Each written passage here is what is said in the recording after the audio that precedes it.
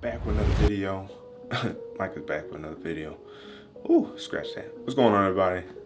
It's Micah back with another video. Back here to talk about the Samsung Galaxy Tab S9 Ultra specifically. You guys know I've been rocking the S8 Ultra since its inception. This big boy beast, 14.6 inches of goodness. Whew. And I'm here to talk about the S9. We know that no new tablet released last year, technically, right? The S8 Ultra came out, what was it, early last year, right? 2022 time frame. No, yeah, that's right. Yep, early 2022 is when the Tab S8 Ultra came out, and I've been loving it. It's been a powerhouse for sure, but now since I'm on Apple's platform, I need to get the beast over there, which is the M2 iPad Pro. Hopefully that shows up one of these days. You guys know you guys will be the first to basically find out. But as it stands, we're going to talk about the S9 Ultra. Let me know down in the comment section below. Do you guys use Android tablets? Do you guys appreciate Samsung's Galaxy tablets? Do you use the S8 series tablets? Have you tried the Ultra tablet? Are you looking forward to the Tab S9?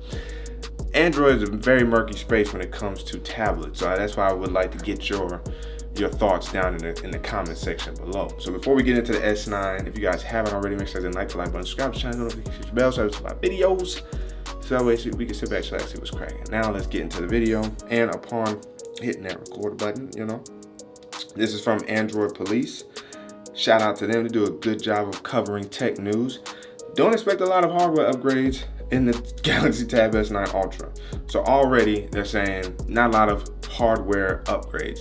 And I think just starting there, that's not a problem, because from a hardware perspective, it's really good.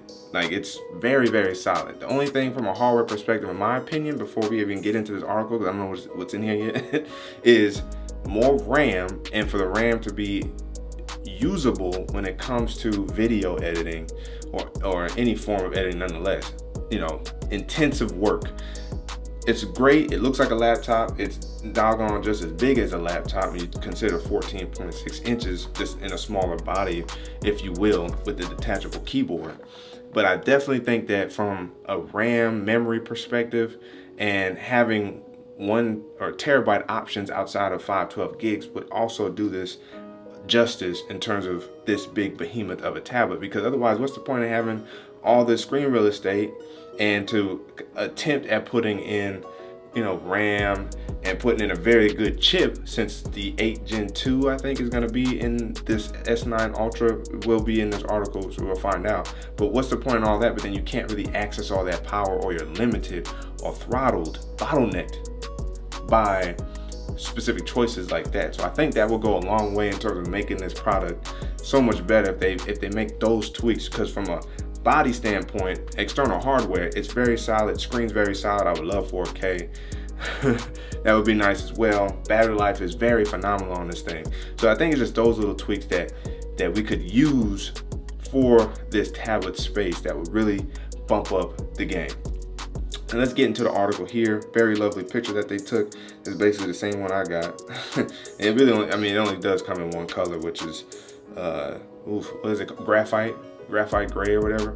So great color, but you rarely ever see it, because I always got the Samsung's magnetic keyboard cover case on it. And then I use the keyboard from time to time, which is a very solid keyboard in my opinion. A little flimsy, but it is solid. And I use a Logitech MX Master 3 mouse if I'm really going intensive with my workflow. Now, as we see here, the Tab S9 series will officially debut July 26th. Yes, that's coming Wednesday, a few days from now.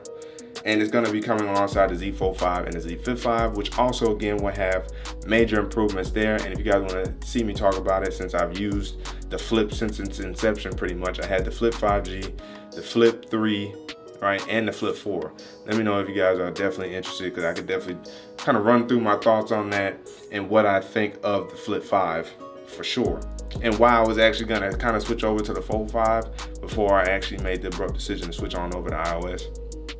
Again, if you guys want to know about that, let me know. I'll make a video on it. But these are all coming July 26th. Potentially, I think the Galaxy Watch series is dropping as well, and potentially a new pair of buds.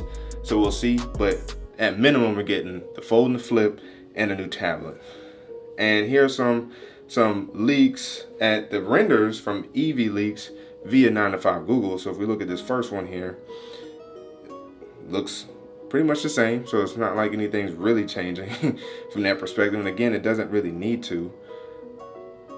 I think it's gonna look just fine.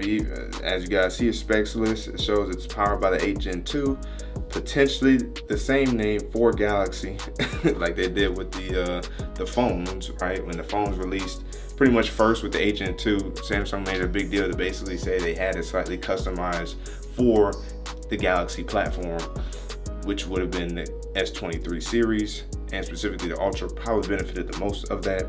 This is basically the keyboard setup, the same one that I have, and I love that Samsung should do this. Samsung includes the S Pen with the tablet, which I think is a very fair decision. I think Apple should adopt the same thing with the Apple Pencil. You get one try with this and then you have to buy them afterwards. I think that's very smart on Samsung to give you that up front, because for you to promote all the capabilities that it can do with the S Pen, and you have the built-in software for it, you might as well just give them the S Pen with it. And if you want multiple, you just buy them thereafter. I think that's a much better idea than to charge you $130 for a doggone Apple Pencil. I think that's a little over the top. It's something that I will probably have to suffer through as a result of switching over to iOS. But I think Samsung got it right from that perspective. And as you guys can see here, the S Pen will come with the tablet, but you will have to buy the keyboard cover case separate. And then as you guys can see the range at which you can, flex the keyboard. And as you guys see, I have it in a flex position, how I'm holding it down. I can change it that way when my hands get uncomfortable, I can swap it out. Another interesting addition is the new eSIM compatibility on the 5G version of the tablet. So, eSIM is being taken by storm, again, thanks to Apple. The only way to get a SIM is via eSIM with Apple products now, or specifically the iPhone 14 and probably the new iPads coming out going forward. And you see Samsung adopting that technology with the tablet. You can do eSIM with the phones, because I did do it with the S23 Ultra.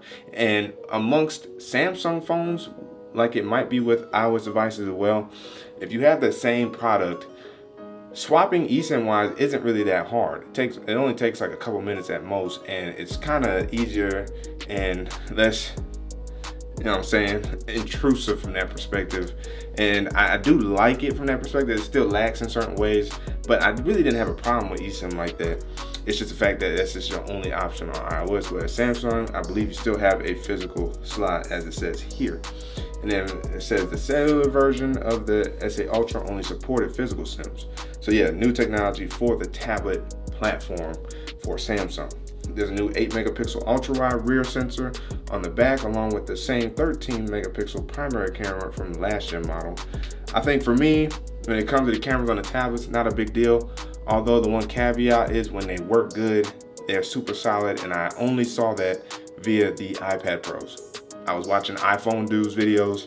Farouk was showing how solid the cameras were on the M2 iPad, and where he was able to take pictures from the iPad and use them in Final Cut that you can do on the iPad, which is really why I would love an iPad, and how beautiful the image quality was from both the video and photos, and the fact that you can do ProRAW and ProRes for either of those options to get that much more quality out of the cameras was astonishing to me. It was riveting. We need Samsung to bring that technology to the cameras if you're gonna be putting cameras on these, because otherwise don't put cameras just for the sake of cameras. They're not gonna be that good. That's just my personal opinion on that, right? Now, here's some similarities in terms of internal hardware. You get the 14.6 inches, of course. Battery life is going to be around 11,200. Memory at max is 512. I wish they would do a 1 terabyte model. Surprisingly, they haven't followed Apple in that direction, because Apple offers a 1 terabyte and a 2 terabyte. And if you want the most in terms of the RAM, and there's one more thing that you benefit from getting the 1 terabyte over the 512, which is why I'm aiming for the 1 terabyte iPad Pro M2 model. But the fact that Samsung hasn't followed them with the 1 terabyte model yet is pretty interesting, much less a 2 terabyte model. But you still get the dynamic AMOLED. The front camera is 12 megapixel and a ultra wide 12 megapixel. 12 gigabytes of RAM. This is where I think they suffer. It should be 16 gigs or even like 24. Again, if you go with the behemoth tablets, people are only buying it so they're really utilizing it probably in a work or gaming space. And what I mean by work is pretty much video editing, because otherwise other work can be done on an 11 or 12 inch. You don't need the big 14.6 inch for an email, you know what I'm saying? For website surfing, you can do that on those other ones. Media, okay, I can see that, bigger size, but it's really for like an intensive workflow and gaming that you would get a big behemoth like this. Give us more RAM. And then Android 13 out of the box, although Samsung has drastically improved in launching the current year's software much faster. As we saw last year, we got the software before the year ended. I think it was like November when we got the official One UI 5. So One UI 6 should be right around the corner for it, for sure. And it looks like you still got external memory, I guess. So we'll see. We will see. And that's pretty much it. Looking at the rest of this article, nothing else, mind-boggling or new. So that's the thoughts on the Tab S9 Ultra. I think they're gonna be good, just like this behemoth of a tablet is. I'm gonna miss it because, again, my last Android piece around here, unless in Team Pixel, you know what I'm saying? Let me know down in the comment section below again what you guys think about Android tablets. Do you use the Samsung tablets?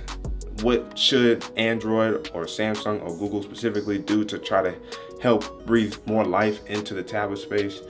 The comment section is open for discussion. But again, as always, if you guys haven't already, make sure you guys ignite the like button, subscribe to the channel, hit the notification bell so that way you know my videos. So that way we can sit back, relax, see what's cracking. Your man Micah signing out to the next video. Wait for it.